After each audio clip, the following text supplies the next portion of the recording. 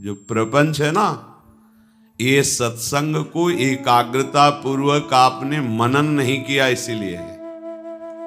कोई महत्व नहीं इस सृष्टि का। ये हमारे प्रभु का खेल है, यहां कुछ सत्य नहीं है।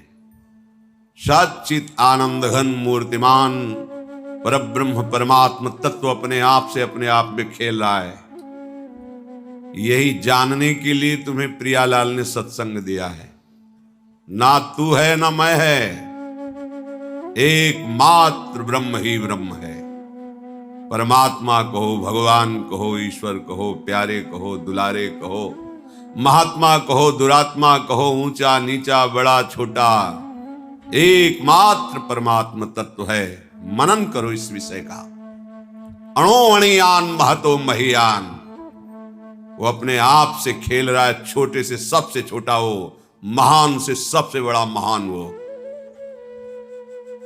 यदि हम भगवद आज्ञा का अक्षरशः चिंतन करते हुए पालन करें तो ये माया हमें स्पर्श नहीं कर सकती। दो विभाग हैं, एक है मम माया, एक है ममैवांशो। दोनों के बीच में रेखा खींची हुई है सच्चिदानंद प्रभु की। दोनों का संचालन प्रभु से ही हो रहा है। दोनों प्रभु के ही अंश हैं और दोनों के बीच में एक खेल रखा गया है। माया विपक्ष में है और ममैवांशों के पक्ष में भगवान की भक्ति है। जो माया के पक्ष में है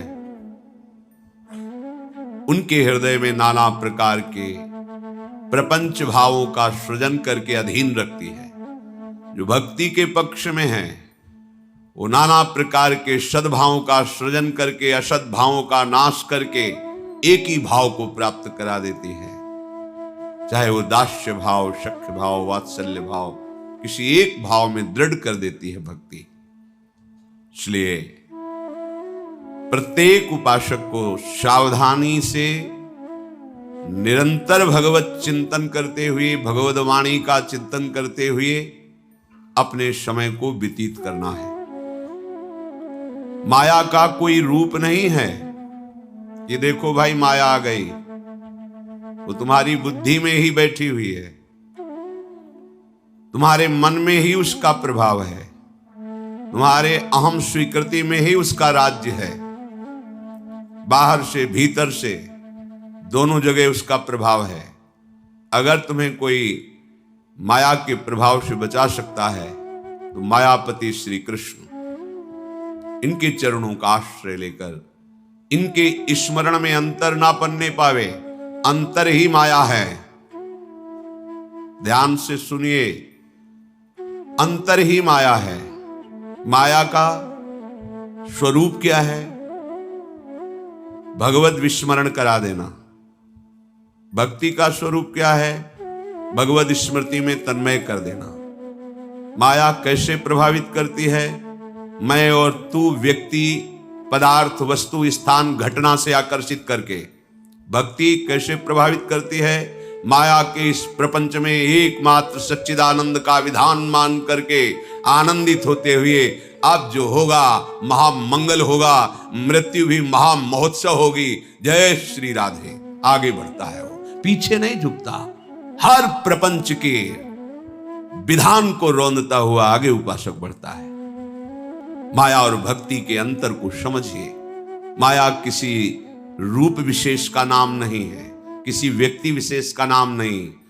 जैसे वायु सर्वत्र प्रसार करके प्राणों का पोषण कर रही है, ऐसे सर्वत्र अपने अधीन करके माया हर चराचर को अपने हिसाब से चला रही है, तीन गुणों के प्रभाव से।